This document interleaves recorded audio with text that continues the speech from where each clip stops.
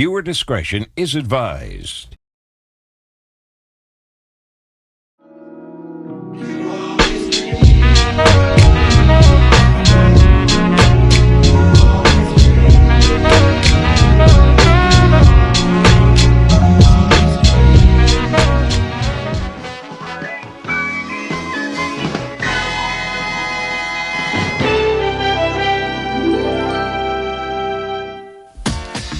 Now, there was a whole video that I had planned for you guys, basically my first day ever of high school, but that's going to be postponed until next week because I have to talk about this topic here that actually I was thinking about for a few days.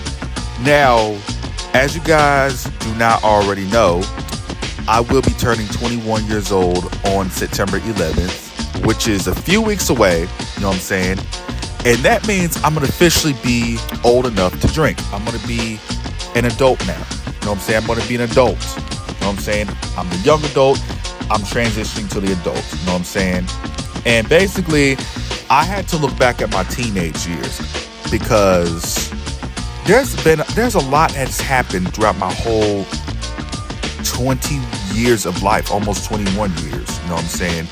Like, there's been so much happening, the good and the bad and the controversial, you know what I'm saying? But basically, it had me feeling a little bit bummed, you know what I'm saying? I was a little bit sad, you know what I'm saying? I ain't gonna lie to you, I do kind of like miss the old days because that's why I keep on talking about it in various videos, because it's my job as a YouTuber to tell these stories out to the world throughout my creativity, even if people do not like it, which honestly, I do not care. So we're going to rewind back to basically talking about my legacy and where does my legacy stand at this point, because it's been 7 long years since the controversy era had begun for me, you know what I'm saying? Now we're going to rewind back to when I was about 14 years old, because basically at this time my reputation was basically in the sewers, okay? Basically in the sewers, and I had to work my way back up for 2 years, basically like proving that I'm not a creep, I'm not what they say that I am. Basically, it took me a while to embrace that villain role. So sophomore year, I had the time of my life, basically on cloud 9, son.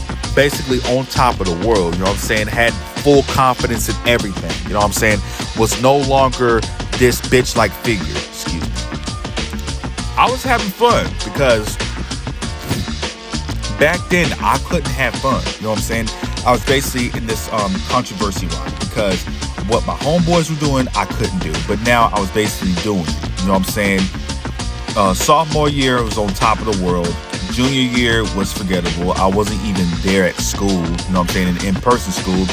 And senior year, I had a second comeback, you know what I'm saying, a legacy stamping school year, you know what I'm saying, as a senior, you know what I'm saying, for people to remember you as that cool dude, that nice guy, basically, who was so lovable that you can't even forget about, you can't even leave him in the dust anymore. That sort of thing.